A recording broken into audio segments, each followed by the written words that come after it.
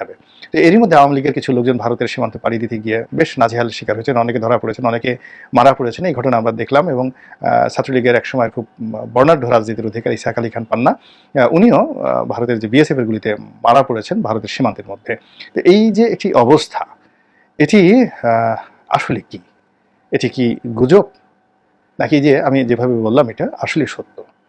আমাদের যারা দায়িত্বরত সাংবাদিক রয়েছেন, গুরুত্বপূর্ণ পত্রপত্রিকা রয়েছেন, মূলধারার গণমাধ্যম রয়েছেন, তারা যদি সীমান্তের এই খবরের হালনাগাদ বিষয়াদি জনগণকে অবহিত করেন, তাহলে এটা আমাদের অনেকের জন্য কল্যাণ বয়ে নিয়ে আসবে, দেশের জন্য কল্যাণ বয়ে নিয়ে আসবে।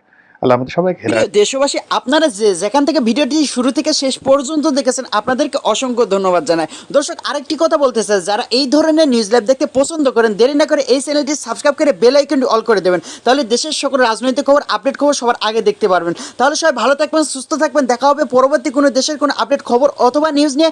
আসসালামু আলাইকুম।